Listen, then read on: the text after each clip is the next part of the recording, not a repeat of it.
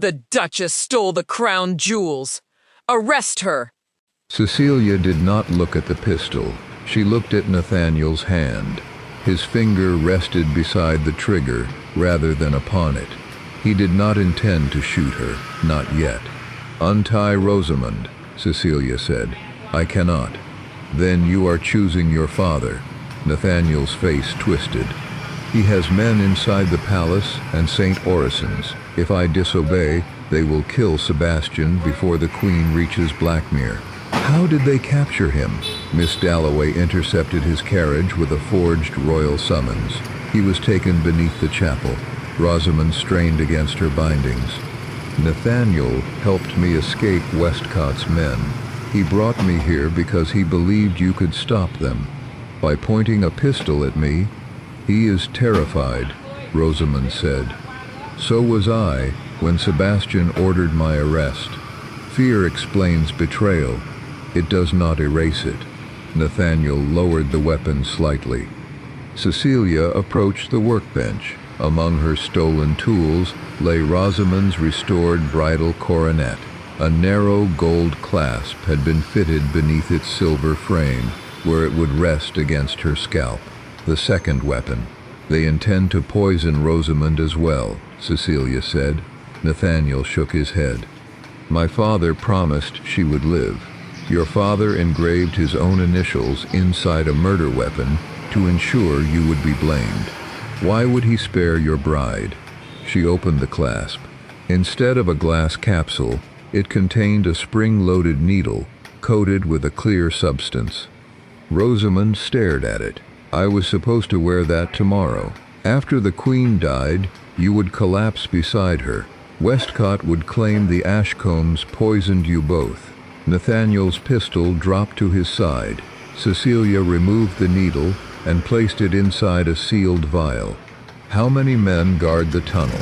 "2 at the river gate, more beneath St. Orison's. And Amelia?" "At Blackmere Chapel. She is preparing the necklace for the ceremony." Cecilia turned to Rosamond. "Did you see where they kept my missing ledger pages?" Westcott carried a leather portfolio. It contained letters signed with Sebastian's seal and receipts bearing your name. The complete evidence chain. Westcott planned to reveal it publicly after the deaths, ensuring Cecilia would be condemned even if she survived. Cecilia picked up Thomas Wren's ledger and placed it inside her cloak. "Untie her, Nathaniel." This time he obeyed. Once free, Rosamond crossed the cellar and struck him across the face. "That is for agreeing to marry me while knowing who I was." Nathaniel did not defend himself. "I learned the truth after our engagement, and you kept silent while your father used it against me. I thought I could protect you by helping him control me?" Rosamond's eyes filled with tears, but her voice remained steady. There will be no wedding. For the first time, she had made a decision without seeking Sebastian's permission. Cecilia gave her the late Duchess's letters. "These prove your mother chose you. Your birth is not a crime, and it does not belong to Westcott." Rosamond pressed the letters to her chest. A bell rang faintly through the tunnel. Nathaniel looked toward the darkness. "That is the signal. My father expects the clasp within 30 minutes. Cecilia replaced the poisoned needle with a harmless sewing pin, then closed the coronet. "We will deliver it." Rosamond stared at her. "You cannot walk into the crypt." "No, but Westcott expects Nathaniel to bring a frightened jeweler. He does not yet know Nathaniel has betrayed him." Cecilia turned to her disguised guard, who had been held near the cellar door. Nathaniel released him and sent him to find Captain Harcourt with the ledger's location and instructions to surround St. Orison's quietly. The 3 of them entered the tunnel. Cold river water seeped between the stones. Nathaniel led with a lantern, while Rosamond walked behind him, carrying the coronet as if still his prisoner.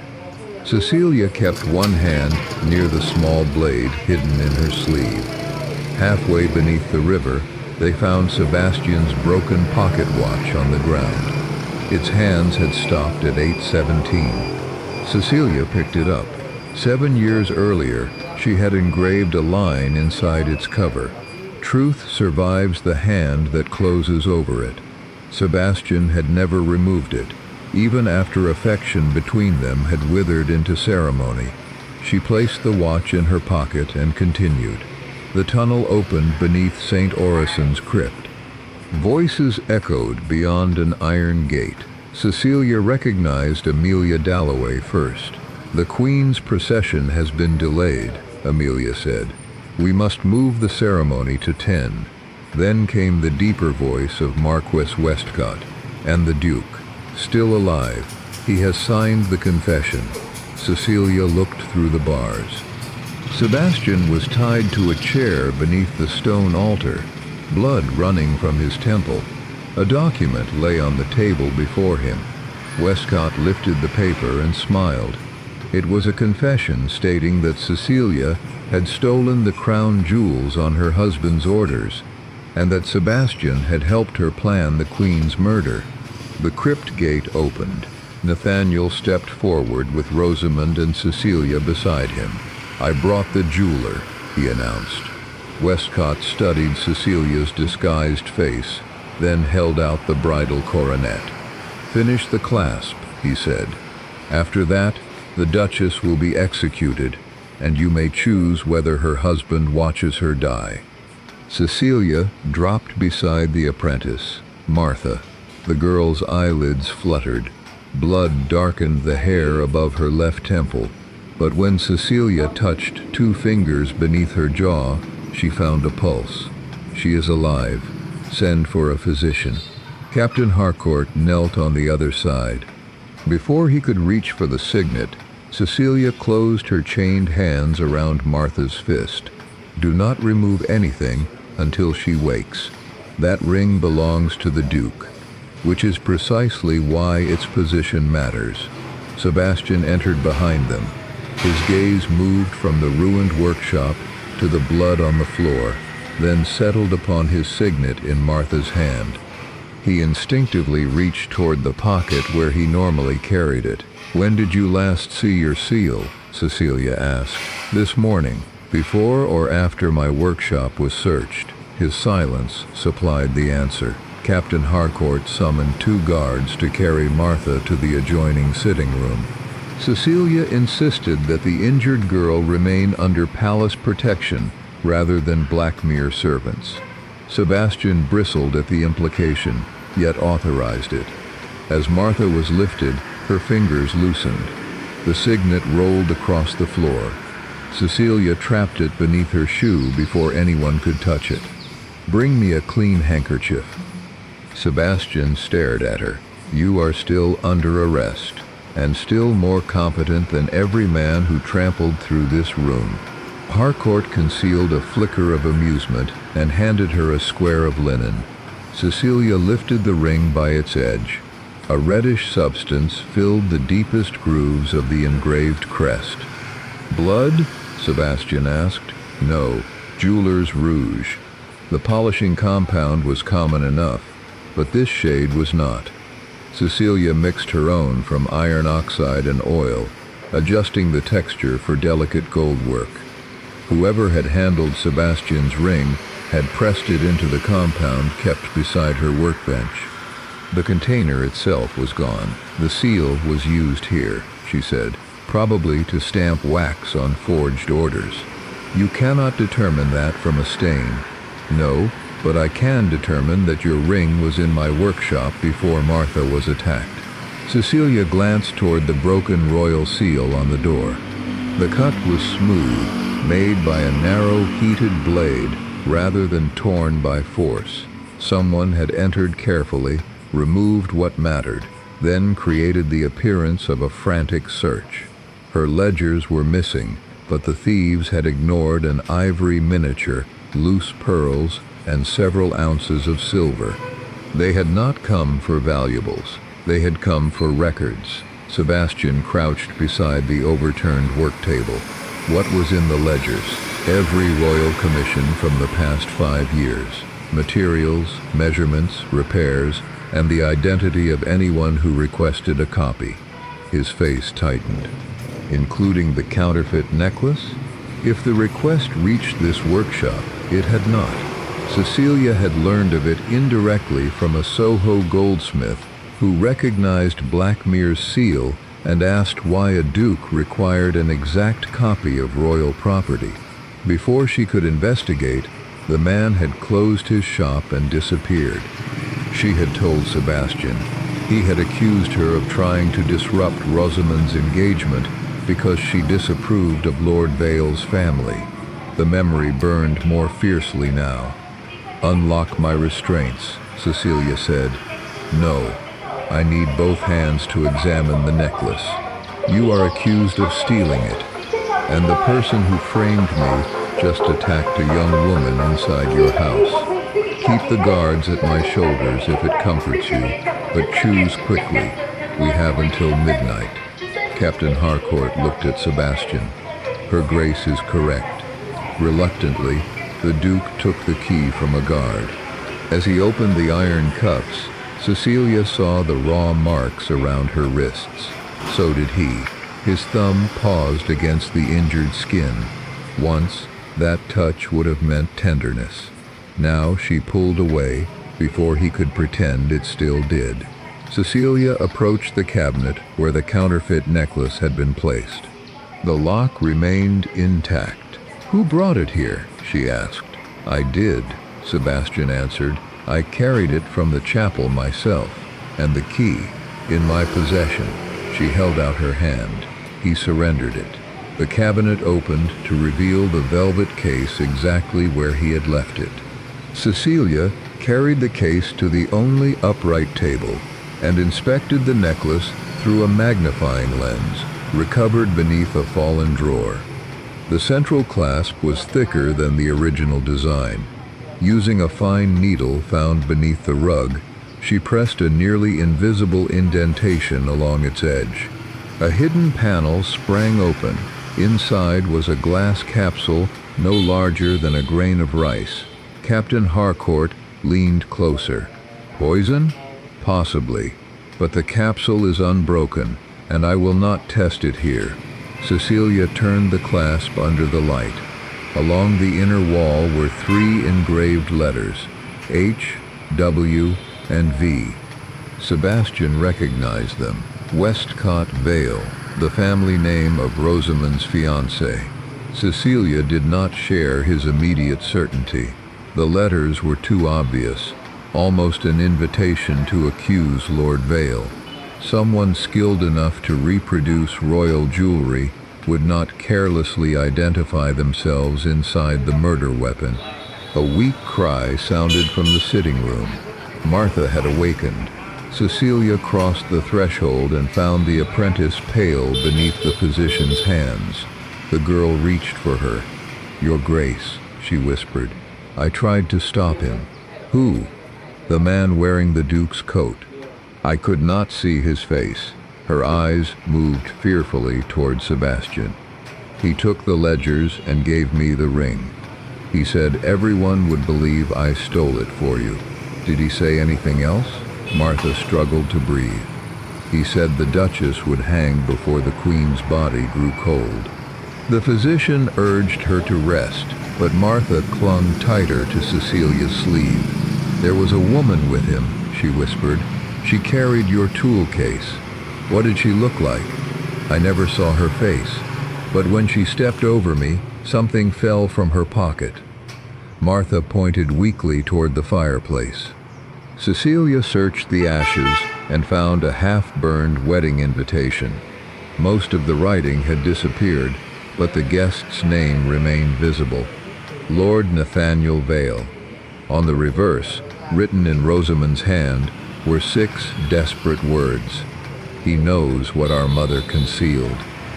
Cecilia saw the movement before anyone else. "Her collar," she said. Captain Harcourt seized Amelia's jaw while another officer searched the lace around her throat. Sewn inside it was a glass bead containing dark liquid. Amelia had bitten only the wax covering. not the bead itself. She coughed violently as the guards forced her mouth open. "You will not escape your testimony," Cecilia said. Amelia glared at her. "You will be dead before I speak." Cecilia looked toward the counterfeit necklace. Thomas Wren had designed the clasp, but Amelia had filled its capsule. The answer would not be in her confession. It would be in the craftsmanship. "Bring me the broken clasp, the capsule, and my magnifying lens." The physician protested, but Cecilia remained standing. Under the lens, she discovered 3 nearly invisible grooves around the glass capsule. They were not decorative marks. Thomas Wren had used a goldsmith's shorthand for materials that could damage metal: belladonna, mercury salts, and bitter almond oil. But the capsule contained no oil. The liquid moved too slowly. The mist was intended to resemble one poison while carrying another, Cecilia said. She examined the velvet lining of Westcott's portfolio. A pale, crystalline residue clung to its corner.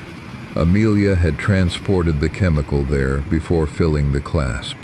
Thomas Wren had left one final safeguard. Cecilia opened his ledger and held the marked page near a candle. Heat revealed writing made with diluted lemon juice. "If the serpent uses silver smoke, give charcoal, milk, and the blue vial beneath the 3rd drawer." Her missing tool case still rested in the crypt. Harcourt's men recovered it, and beneath its false drawer lay a cobalt bottle containing the antidote Thomas had prepared after learning Westcott's plan. The physician tested a drop against the remaining poison, then administered it to Cecilia. Within an hour, the burning in her chest eased. By dawn, she could breathe without assistance. The public reckoning began that same morning. Before the royal court, Captain Harcourt presented every item in the order Cecilia had established. Martha and Mrs. Wren testified. Nathaniel confessed to his part. Rosamond read her mother's letters aloud and declared that no secret of birth gave Westcott ownership over her life. Marquis Westcott was stripped of his offices and imprisoned pending trial for high treason, attempted regicide, murder, kidnapping, and conspiracy. His seized assets were used first to compensate Thomas Wren's widow and Cecilia's injured apprentices. Amelia was charged as his principal accomplice. Her forged warrants, possession of Cecilia's key, and attack on Martha ended any possibility of denial. Nathaniel was spared the most severe charge because he had saved Rosamond and helped expose the second weapon, but he lost his royal appointment and inheritance. He accepted exile from court without asking Rosamond to wait for him. Then Sebastian stood before the same nobles who had witnessed Cecilia's arrest. "My wife did not steal the crown jewels," he said. "She saved the Queen's life after I publicly condemned her without examining the evidence." No excuse followed. He admitted that Cecilia had warned him about the forged commissions. He admitted that he had placed convenience above caution and family pride above justice. He named his refusal to inspect the clasp, his careless control of the signet, and his decision to destroy her reputation before hearing her defense. Finally, he turned toward Cecilia. "I cannot repair a public wrong privately." He presented signed documents restoring her royal appointment, funding independent workshops for her 4 apprentices, and transferring the Blackmere jewelry collection into a trust under her sole authority. He also surrendered any marital claim over the income from her designs. "These are not gifts," he said, "they are restitution." Cecilia accepted the papers, but not his hand. The Queen restored Sebastian's title after the investigation, yet removed his power over royal contracts for 5 years.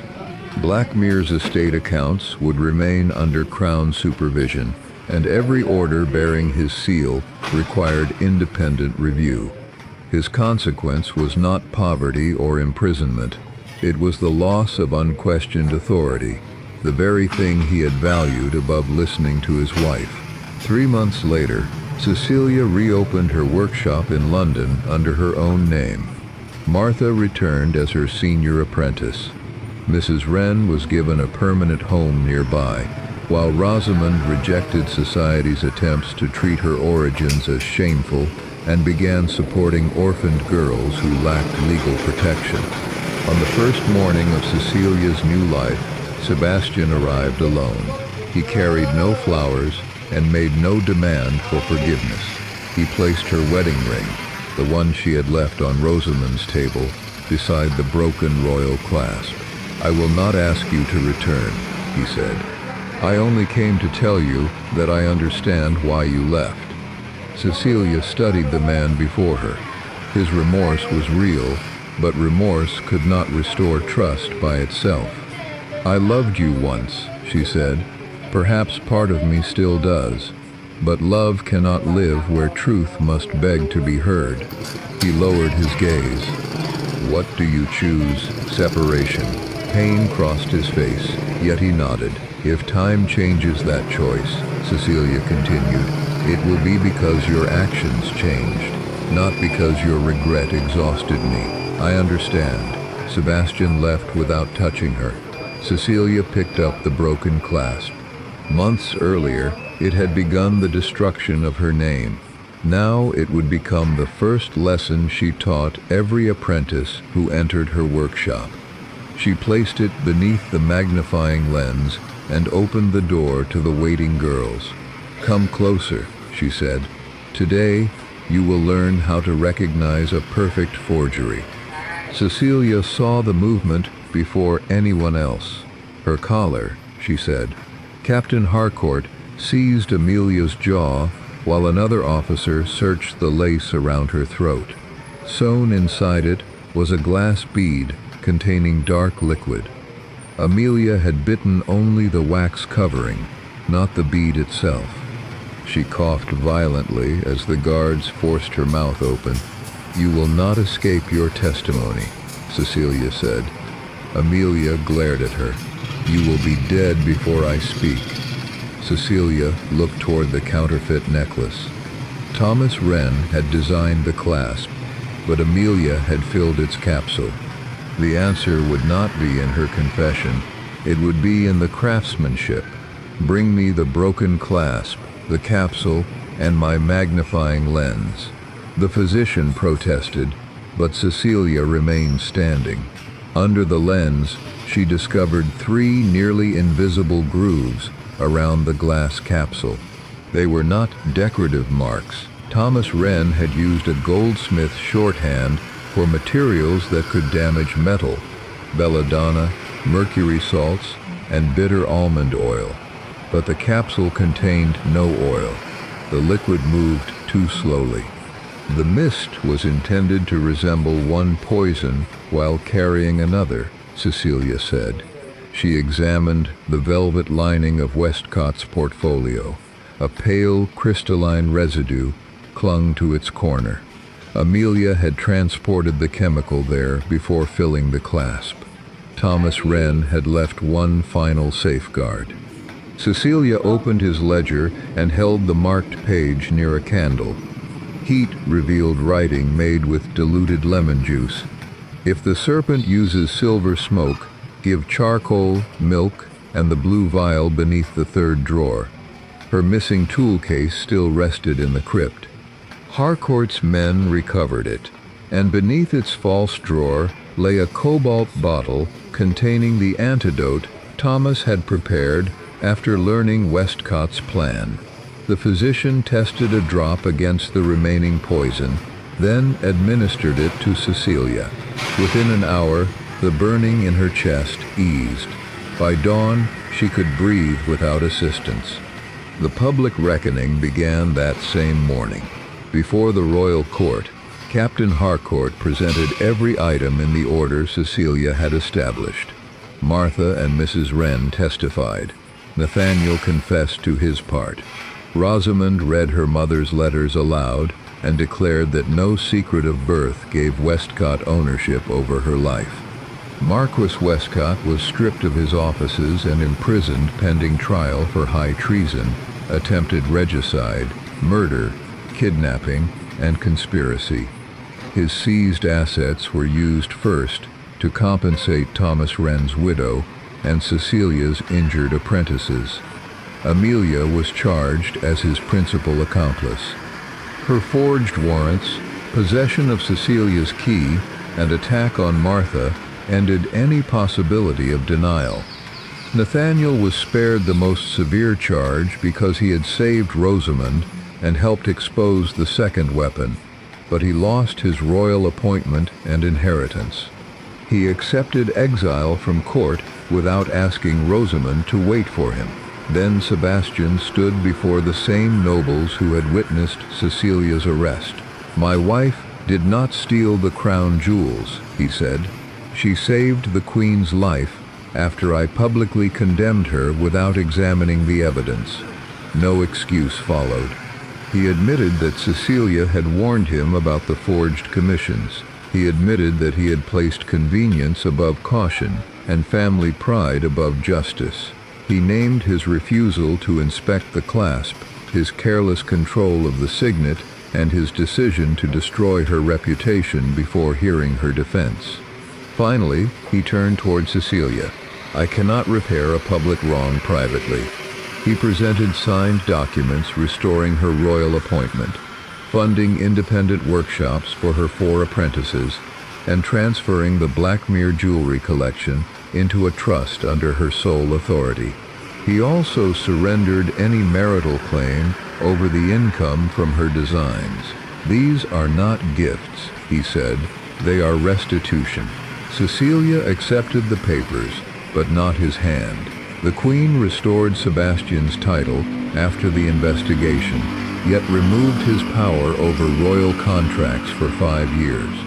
Blackmere's estate accounts would remain under Crown supervision, and every order bearing his seal required independent review. His consequence was not poverty or imprisonment. It was the loss of unquestioned authority, the very thing he had valued above listening to his wife. 3 months later, Cecilia reopened her workshop in London under her own name. Martha returned as her senior apprentice.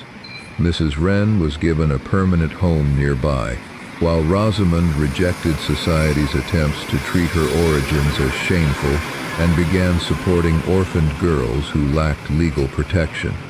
On the first morning of Cecilia's new life, Sebastian arrived alone. He carried no flowers and made no demand for forgiveness.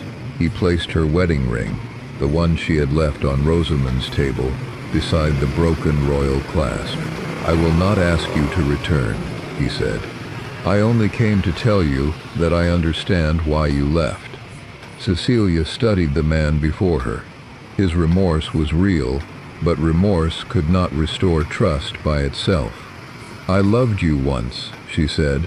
"Perhaps part of me still does, but love cannot live where truth must beg to be heard." He lowered his gaze. "What do you choose? Separation." Pain crossed his face, yet he nodded. "If time changes that choice," Cecilia continued, "it will be because your actions changed, not because your regret exhausted me." "I understand." Sebastian left without touching her. Cecilia picked up the broken clasp. Months earlier, it had begun the destruction of her name. Now it would become the first lesson she taught every apprentice who entered her workshop. She placed it beneath the magnifying lens and opened the door to the waiting girls. "Come closer," she said. "Today, you will learn how to recognize a perfect forgery." Mrs. Wren was still breathing. Cecilia reached her before the guards did and turned the woman carefully onto her back. A bruise darkened one side of her face, and rope marks circled both wrists. The maker's mark pinned to her dress was not Cecilia's original silver token, but a crude copy. Another piece of evidence planted to be found. "Fetch the physician," Cecilia ordered, "and close the gates." Sebastian knelt beside her. "Can she speak?" Mrs. Wren's eyes opened at the sound of his voice. Panic seized her. She grasped Cecilia's cloak with surprising strength. "Not the crypt," she gasped. "They are waiting beneath it."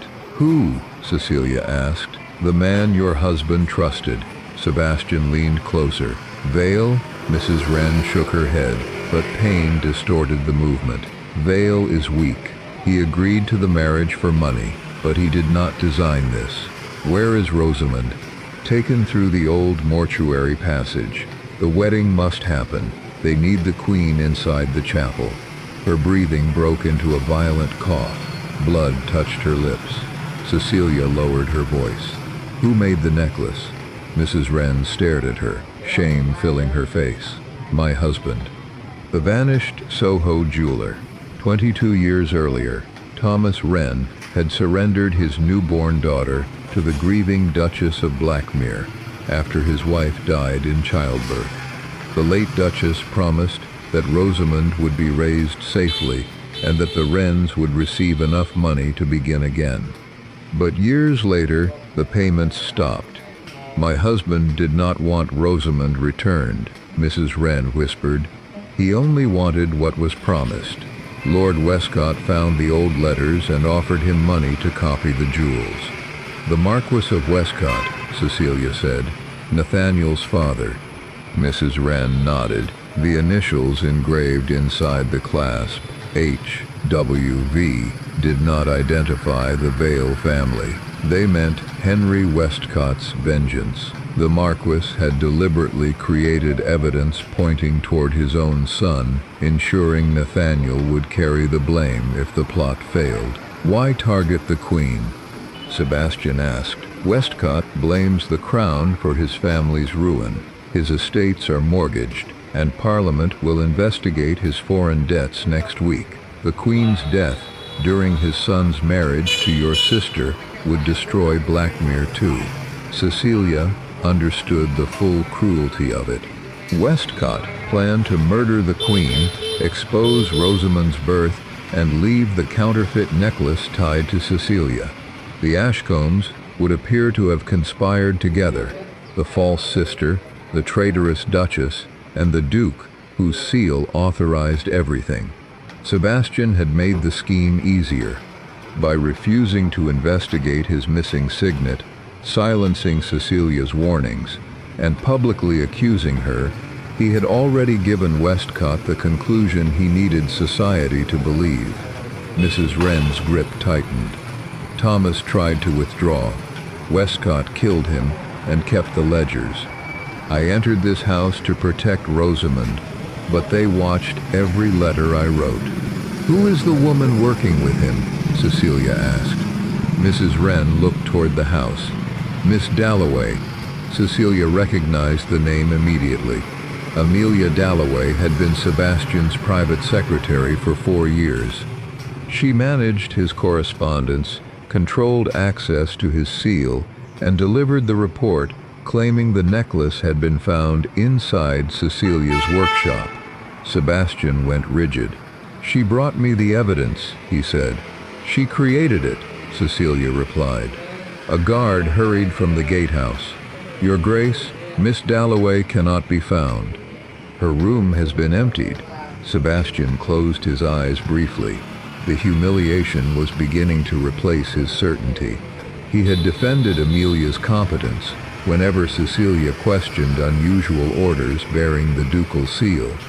He had trusted a secretary over his wife because Amelia never challenged him, never demanded that he look beyond the easiest answer. "The crypt message is a diversion," Cecilia said. "Westcott expects us to rush there while Amelia carries out the next step inside the palace. But Rosamond may truly be below St. Orison's," Sebastian argued. "Then we divide our forces. Harcourt goes to the crypt. You warn the Queen." The captain returned from the eastern road with terrible news. The escort carrying the poisoned necklace had been attacked. 2 guards were injured, and the velvet case had been taken. Westcott now possessed the weapon again. "And he knows the necklace in my case is false," Cecilia said. The clock struck 8. 4 hours remained before the counterfeit had to be placed in the palace vault. If it arrived after midnight under the Duke's seal, officials might assume it had been authenticated by Cecilia before her arrest. Mrs. Wren tugged at Cecilia's sleeve once more. "There is another way into St. Orison's. Through the abandoned goldsmith's tunnel beneath the river, Thomas used it to move tools without Westcott's men seeing. Where is the entrance?" "In the cellar of his old shop." Sebastian ordered horses prepared. Cecilia stood. "I am going to Soho. You will take guards. No uniforms. Westcott will have watchers." "Then I am coming with you." She looked at him. "The Queen needs warning from a man whose title will open the palace doors. The warrant against you carries my signature. If Harcourt finds you traveling alone, he must legally return you to custody. Then revoke it." Sebastian fell silent. Revoking the warrant meant admitting in writing that he had acted without sufficient evidence. The withdrawal would reach the crown and every nobleman who had witnessed Cecilia's humiliation. His judgment would be questioned. His pride would bear the public stain he had placed upon her. Cecilia waited. At last, Sebastian turned to Captain Harcourt. "Prepare a formal revocation. State that the Duchess of Blackmere was falsely accused because I failed to examine evidence presented under my own authority." Harcourt studied him, then bowed. "Yes, Your Grace." "That is only the first truth you owe," Cecilia said. "I know." The words were quiet, but they were the first honest ones he had offered her all day. Sebastian rode toward the palace, while Cecilia changed carriages twice before reaching Soho. She brought only one trusted guard, dressed as a coachman, and concealed the leather case of letters beneath her cloak.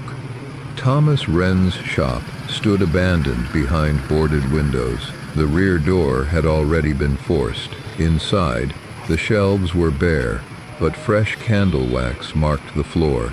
Cecilia followed it to the cellar and found a workbench covered with copies of royal seals. Her missing tools lay beside them. So did her ledgers. She opened the nearest volume. Several pages had been removed, yet one entry remained. 12 sapphire replicas commissioned by Amelia Dalloway. Payment authorized by Westcott. Delivery scheduled for the night before Rosamond's wedding. Beneath the entry, Thomas Wren had added a warning. There are 2 poisoned clasps. The necklace is not the only weapon. A sound came from the darkness behind Cecilia. She turned as the cellar door slammed shut. Lord Nathaniel Vale emerged from the tunnel, his coat torn and his face bloodied. Rosamond stumbled beside him, alive but bound at the wrists. Nathaniel raised a pistol. "I am sorry, Your Grace," he said. "My father has your husband, and unless you finish the second clasp, he will kill them both." Rosamond's face went white. Sebastian took the black envelope from the messenger before his sister could reach it. The wax bore no crest, only the impression of a serpent curled around a crown. "Who delivered this?" he demanded. "A boy outside the western gate, Your Grace. He fled before the guards could question him." Sebastian broke the seal. His eyes moved across the page, and the anger in his expression slowly gave way to something far more dangerous. Fear. "What does it say?" Rosamond whispered. Sebastian folded the letter. "Nothing that concerns you. It bears my name. You will return to your rooms." Cecilia watched her husband slide the note inside his coat. He was concealing its contents from the very woman being threatened. It was the same instinct that had governed every mistake he had made that morning. Control first, truth later. "The writer mentioned the Queen," Cecilia said. "You cannot hide this," Sebastian turned sharply. You are in no position to advise me, but I am the only person here who recognized the counterfeit necklace. Enough. Rosamond suddenly staggered. Her hand caught the edge of a pew, leaving a streak of blood across the polished wood. The guests recoiled as her knees buckled. Cecilia moved instinctively, but the guards restrained her. Remove her glove, Cecilia ordered. Sebastian reached his sister first. He pulled away the ivory silk and exposed 3 shallow cuts across Rosamond's palm. Gold dust glittered inside the wounds. Cecilia's stomach tightened. Those were not accidental scratches. Someone had forced Rosamond to grip a broken piece of metal. Where did you get these? Sebastian asked. I caught my hand on the coronet. No, Cecilia said. The bridal coronet is silver. That dust is gold. Rosamond looked toward the crowded pews, then at the servants standing along the walls. She was terrified of being overheard. Clear the chapel, Cecilia said. Sebastian hesitated. If the threat is real, every person in this room is a possible witness or an accomplice. This time he listened. Within minutes, the guests were escorted into the adjoining ballroom. Sebastian kept Captain Harcourt, the palace messenger, and 2 guards inside. Rosamond's fiancé, Lord Nathaniel Vale, attempted to remain, but she recoiled when he approached. The movement was slight. Cecilia saw it. So did Sebastian. Nathaniel, he said, wait outside. Lord Vale's pleasant expression tightened. He was the younger son of the Marquis of Westcott, handsome, politically connected, and deeply in debt, despite the fortune his family claimed to possess. My bride is injured, and she has asked for privacy. Rosamond had done no such thing, but Vale could not challenge a duke before royal guards. He bowed and left. The chapel doors closed behind him. Cecilia stepped toward Rosamond, chains clinking between her wrists. Show me the fragment. I do not have it. I saw it beneath your train. Rosamond's breathing quickened. You were mistaken. Cecilia knelt and reached toward the hem of the bridal gown. Sebastian caught her shoulder. Do not touch my sister. If you truly believe I stole the necklace, search her yourself. The words struck their mark. Sebastian released Cecilia and lifted the edge of Rosamond's train. The broken clasp was no longer there. Someone had removed it while the chapel was being cleared. Captain Harcourt searched the marble floor, but found nothing. Cecilia looked toward the doors. Too many servants had passed through them. The fragment could already be anywhere in the estate. You see conspiracies because you need one, Sebastian said, and you see guilt because it is more convenient than admitting you refused to protect your own seal. His gaze darkened. Rosamond gripped her brother's sleeve. Please, read the letter aloud. For several seconds, Sebastian did not move. Then he withdrew the page. His voice was controlled when he began. At tomorrow's ceremony, the Queen will wear the sapphire necklace. The bride will fasten it around Her Majesty's throat with her own hands. Any attempt to postpone the wedding, replace the jewels, or inform the palace will result in the death of Lady Rosamond and the public release of documents proving the Duchess of Blackmere sold royal designs to France. Rosamond covered her mouth. Cecilia felt the accusation settle around her like another chain. Sebastian continued. The necklace recovered from the Duchess's workshop must be returned to the royal vault before midnight. No one must inspect the central clasp. There it was. The true purpose of the forgery was not theft. Someone needed a specific necklace placed around the Queen's throat, and Cecilia's reputation destroyed before she could examine it. What happens when the clasp opens? Sebastian asked. It may not simply open, Cecilia replied. A hollow mechanism could hold poison, a blade, or a chemical that reacts against the skin. Captain Harcourt stared at the jeweled piece. Can you determine which? Yes, in my workshop. That room remains sealed, Sebastian said. Cecilia rose slowly. Then, the Queen may die because you are too proud to unlock a door. Silence stretched between them. At last, Sebastian ordered the captain to escort Cecilia to the workshop under guard. Before they left, Rosamond rushed forward and pressed something into Cecilia's bound hand. Her fingers closed around a small piece of folded paper. Do not read it until you are alone, she whispered. Sebastian noticed the movement. What did she give you? Rosamond stepped back, trembling.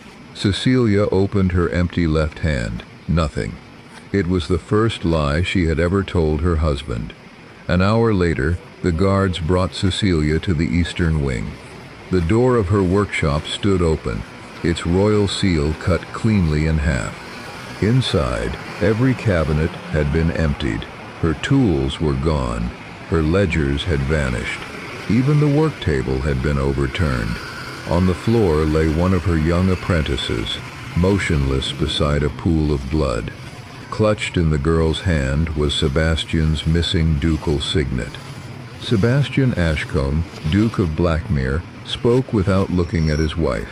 For one suspended heartbeat, the wedding chapel fell utterly silent. Lady Cecilia Ashcombe stood beneath the vaulted ceiling with a velvet presentation case open in her hands. The necklace inside glittered beneath hundreds of candles, 12 royal sapphires surrounding a diamond as pale as winter sunlight. It was beautiful. It was also a forgery. 2 guards approached Cecilia from either side. Beyond them, nearly 100 members of Britain's highest society watched from the carved pews, their expressions shifting from confusion to delighted horror. Sebastian, Cecilia said quietly, you have made a mistake. Only then did her husband face her. The man she had married 7 years earlier looked every inch the powerful Duke of Blackmere, broad-shouldered, immaculately dressed, and cold enough to make cruelty resemble dignity. In his hand was a warrant bearing the royal seal. The Queen's necklace disappeared from the palace vault 3 nights ago, he said. It was found this morning inside your locked workshop because someone placed it there. Only you possess the key. That is not the Queen's necklace. A murmur swept through the chapel. Cecilia lifted the piece carefully. Years spent restoring royal jewelry had trained her eyes to notice what others missed. A fractionally uneven setting, the wrong mixture of gold, a hinge moving against its intended direction. Sebastian's jaw tightened. Do not worsen this with another lie. I can prove it. She turned the necklace so the clasp faced him. The original was repaired under my hand last winter. The inner hinge opens from the left. This one opens from the right. He did not examine it. That refusal wounded her more deeply than the accusation. 3 months earlier, Cecilia had warned him that someone had requested copies of restricted palace designs using the Blackmere seal. Sebastian had dismissed her concerns as professional vanity. He needed his family untouched by scandal before his sister's marriage, he had said. He would not permit Cecilia to insult one of his trusted associates without proof. Now he had proof within reach, and still chose not to look. Your Grace, said Captain Harcourt, we must take the Duchess into custody. The guards seized Cecilia's arms. Across the aisle stood Lady Rosamond Ashcombe, Sebastian's younger sister, and the bride whose wedding would take place the following morning. Her ivory rehearsal gown shimmered beneath a veil edged with seed pearls. She looked stricken, yet she neither protested nor met Cecilia's eyes. Cecilia had spent 6 months restoring the Ashcombe bridal coronet for her. Rosamond, Cecilia called, did anyone enter my workshop yesterday? The young woman flinched. Sebastian stepped between them. "You will not involve my sister. I asked her a question, and I have given you an answer." Cecilia stared at the man who had once sat beside her work table until dawn, passing her tools while she repaired his mother's broken brooch. He had once said her hands could rescue anything precious. Today he was using those same hands as evidence against her. Captain Harcourt removed the velvet case. One guard fastened iron restraints around Cecilia's wrists. "My apprentices are innocent," she said. "Do not punish them for an accusation made against me." "The royal workshop has already been sealed," Sebastian replied. "Your appointment has been suspended, and everyone under your supervision will be questioned." The words struck with brutal precision. 4 young women depended upon that workshop for wages and protection. Without Cecilia's patronage, none would be permitted to continue in a profession controlled by men. Her arrest had not merely destroyed her reputation, it had endangered every life she had helped build. As the guards led her down the aisle, nobles drew back as though treason might stain their clothing. Cecilia kept her head raised. She had nearly reached the chapel doors when something glittered beneath Rosamond's train. "Stop!" The guards continued pulling her forward. "I said stop!" Cecilia twisted sharply, freeing one shoulder from the nearest man's grip.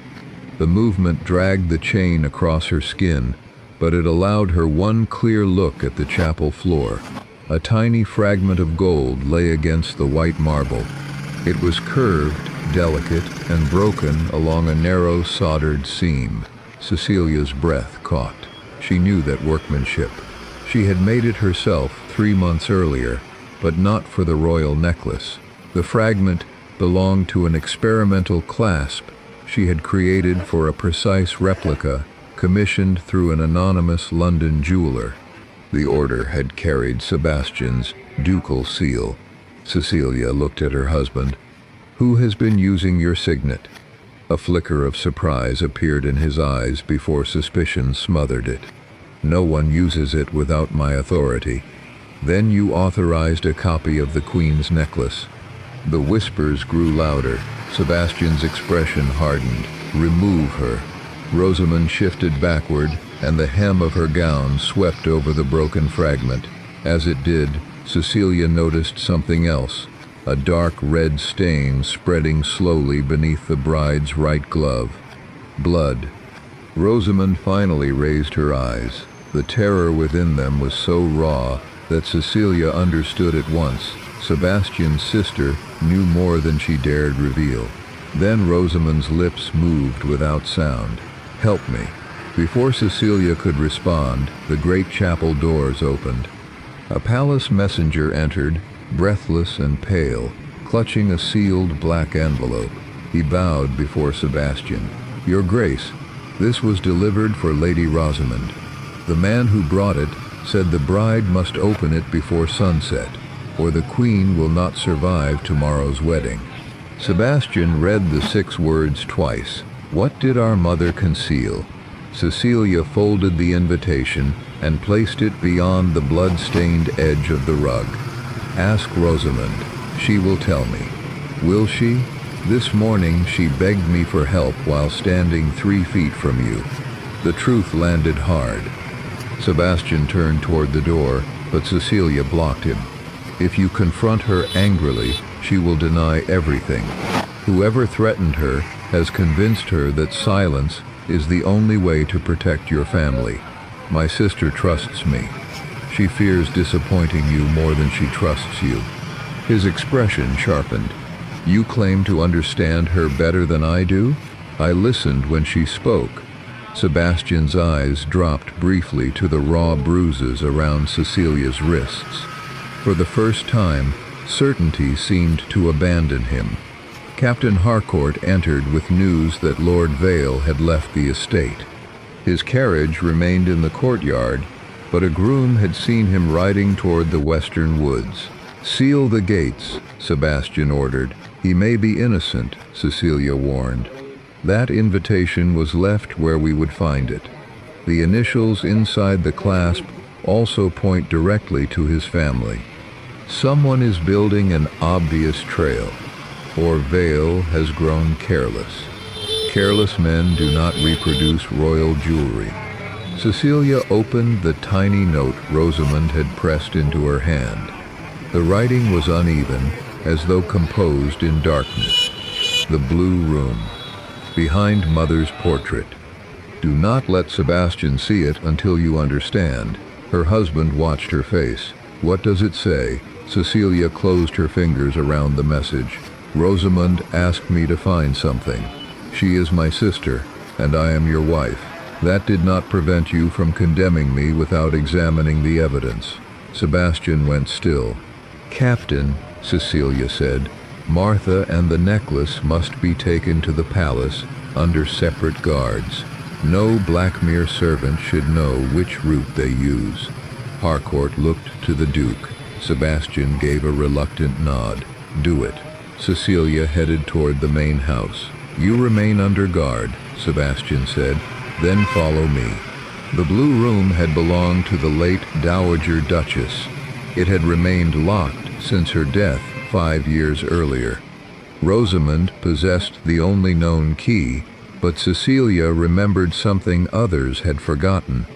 During the woman's final illness, the old Duchess had asked Cecilia to repair the clasp of her prayer book. Inside that clasp, she had hidden a spare key. The prayer book still rested in the family chapel. Sebastian followed Cecilia between the empty pews. The gold fragment from Rosamond's gown was gone, but a faint scratch on the marble marked where someone had dragged it away. Cecilia found the prayer book inside a carved cabinet. The clasp appeared untouched. She pressed the engraved rose, and a slender key slipped into her palm. Sebastian stared at it. My mother gave that to you? She trusted my hands. The remark silenced him. They entered the blue room together. Dust covered the furniture, and faded silk curtains blocked the afternoon light. The portrait of Sebastian's mother dominated the far wall, depicting her in pearls beside a cradle. Behind the frame, Cecilia found a recessed compartment. Inside lay a leather case, several letters tied with black ribbon, and a jeweler's receipt dated 22 years earlier. Sebastian opened the first letter. As he read, the color drained from his face. His mother had written to a physician shortly after Rosamond's birth, pleading with him never to reveal that the infant she brought home was not the child she had delivered. Her own daughter had died before dawn. Rosamond had been placed in her arms by a desperate widower whose wife had perished in childbirth. Rosamond was not an Ashcombe by blood. If exposed, the secret would destroy her socially, though it would not affect Sebastian's inheritance. More importantly, it explained why Lord Vale could control her. He was marrying a duke's sister, but threatening to reveal that she had no noble birth at all. Sebastian sank into a chair. She believed I would reject her, he said. Would you? No. But she had watched what you did to me when your family's honor was threatened. He looked up sharply. Cecilia did not soften the accusation. You taught her that reputation matters more to you than truth. Before he could respond, she examined the old jeweler's receipt. The maker's name had faded, but the address remained. A shop in Soho, the same shop whose owner had warned Cecilia about the counterfeit royal necklace. The pieces were connected long before Rosamond's engagement. A floorboard creaked in the corridor. Cecilia extinguished the nearest candle. Sebastian moved beside the door, but smoke suddenly curled beneath it. Someone had locked them inside. Flames climbed the curtains with unnatural speed. The letters in Cecilia's hands were the only proof of Rosamond's secret, and the only link to the vanished jeweler. Then a woman's voice spoke from the other side of the burning door. "You should have let the Duchess hang, Your Grace." Sebastian stared at the execution order. "I never signed that document." Cecilia examined the lower edge without touching it. The signature was genuine, but the ink above it was darker than the ink below. "You signed the page before the order was written," she said. Amelia laughed from between the guards. His Grace often signed blank warrants. He considered reading every document beneath a duke's dignity. The chapel erupted in whispers. Sebastian's face hardened, not with denial, but recognition. Cecilia remembered the evenings when stacks of correspondence arrived from his study. She had warned him never to sign an unfinished document. He had accused her of questioning his judgment. Now that arrogance had nearly killed her. The Queen lifted the order. "Did you give Miss Dalloway access to blank pages bearing your signature?" "Yes, Your Majesty." "Did you authorize her to use your seal?" "For routine estate business." "And when your wife reported that someone had commissioned copies of royal jewelry under that seal," Sebastian looked toward Cecilia, "I dismissed her warning." The simplicity of the admission silenced the room. The Queen turned to Captain Harcourt. "Release the Duchess from every remaining restriction." Harcourt formally declared Cecilia free of suspicion. Before the nobles who had watched her dragged from the chapel, he returned her workshop key and bowed. But restored freedom did not erase what had happened. "Your Majesty," Cecilia said, "the conspiracy must be recorded before the accused can alter their accounts." The Queen ordered the chapel doors secured and summoned royal clerks. Cecilia then arranged the evidence across the altar: Thomas Wren's ledger, the counterfeit necklace, the 2 poisoned mechanisms, the broken clasp, Sebastian's signet, Rosamond's letters, and the forged execution order. Piece by piece, she revealed the scheme. Westcott had discovered Rosamond's origins while purchasing old debts connected to the Wren family. He promised Thomas Wren enough money to reclaim his shop if he reproduced the royal necklace. When Wren learned the clasp would carry poison, he tried to withdraw and began recording every instruction. Amelia then stole Sebastian's signet, forged Cecilia's workshop orders, and planted the counterfeit necklace. She attacked Martha when the apprentice surprised her removing the ledgers. The public accusation against Cecilia served 3 purposes. It removed the only expert capable of identifying the forgery, established a traitor before the Queen's death, and ensured the Ashcombe family appeared united in the crime. Westcott said nothing until Cecilia placed the second clasp beside the bridal coronet. "You intended Rosamond to die after the Queen," she said. "Nathaniel would inherit whatever remained of her settlement, while suspicion fell upon him because you engraved your family's initials inside the first weapon." Nathaniel faced his father. "You meant to have me executed too." "I meant to preserve our name," Westcott replied. "You preserved nothing," Rosamond said. "You only proved it deserved to end." The Queen ordered Westcott charged with high treason, attempted regicide, murder, kidnapping, and conspiracy. His estates and papers would be seized before sunrise. Amelia's expression finally broke when Martha was carried into the chapel under a physician's care.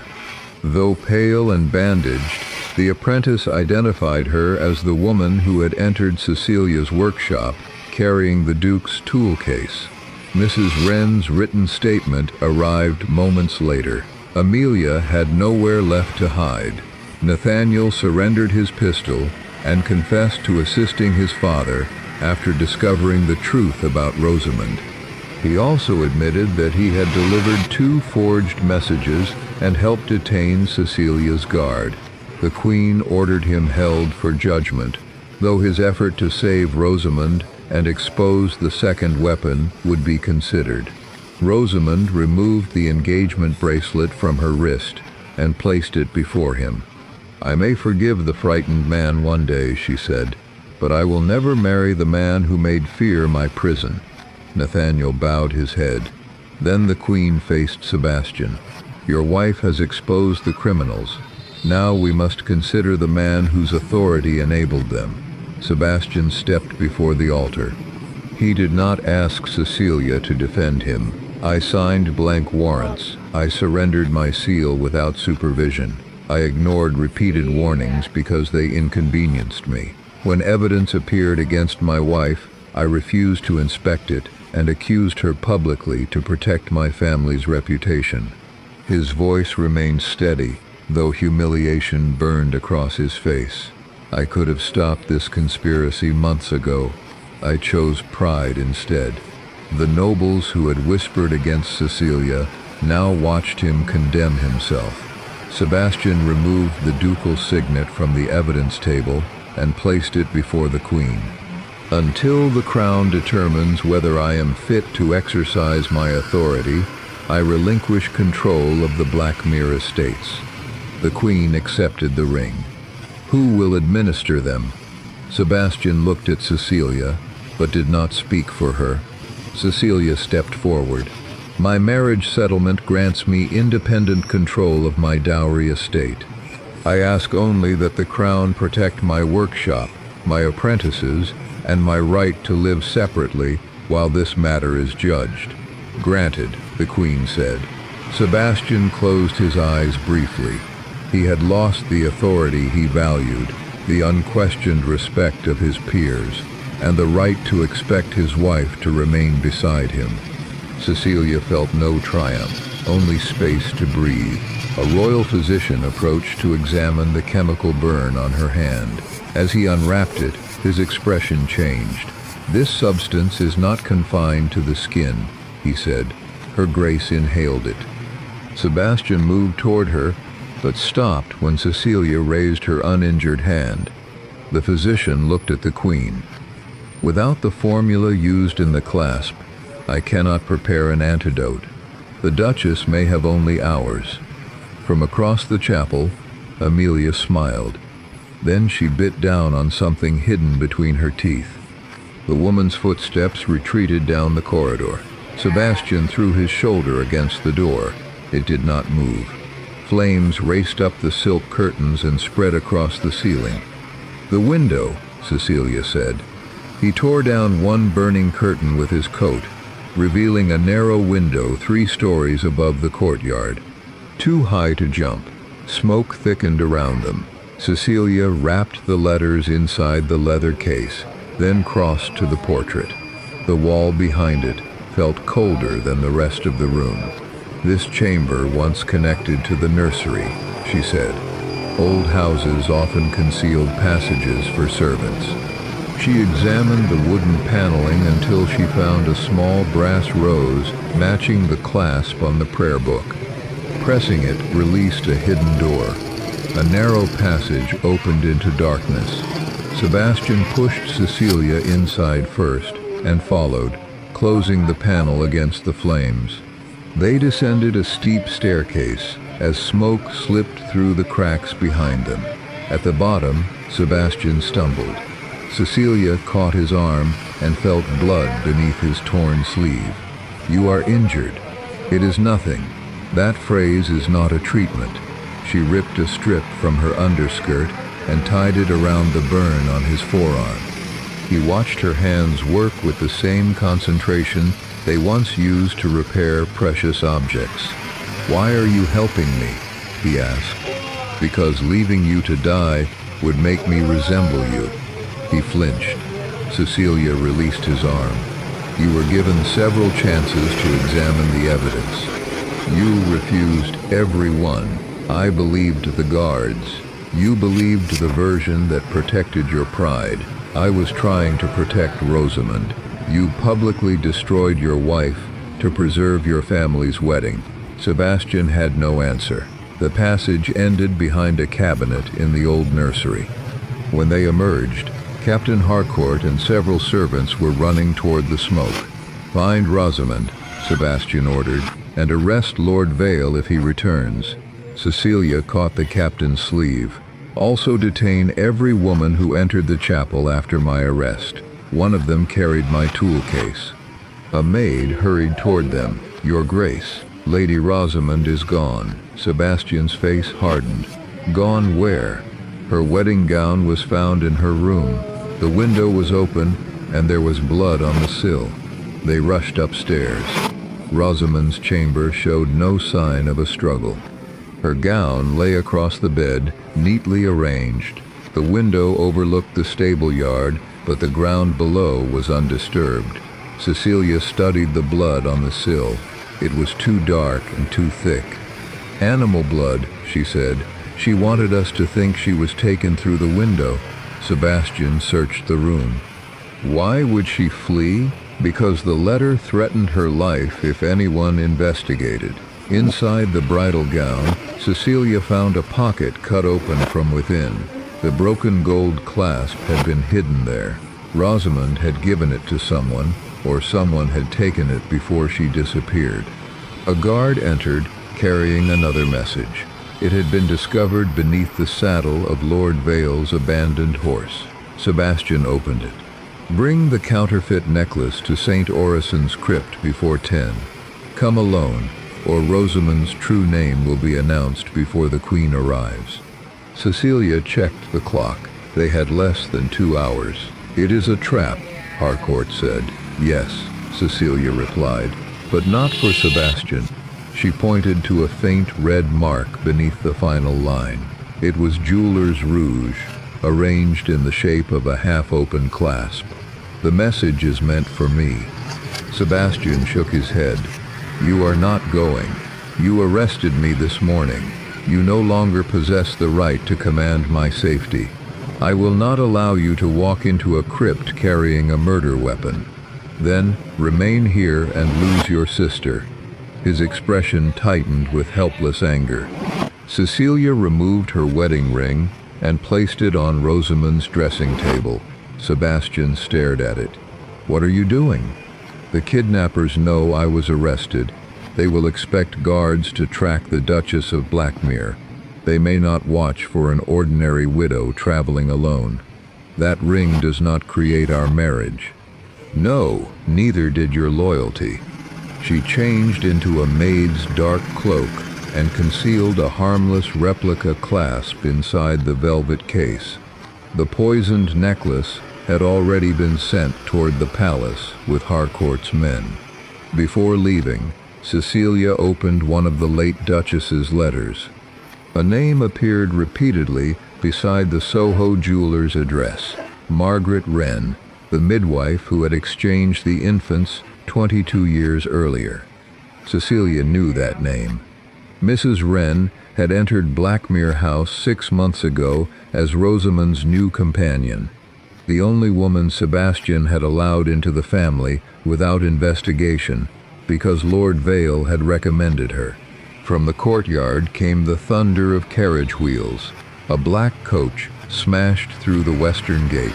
Its door swung open as it passed, and a woman's body was thrown onto the gravel. It was Mrs. Wren. Pinned to her dress was Cecilia's missing maker's mark.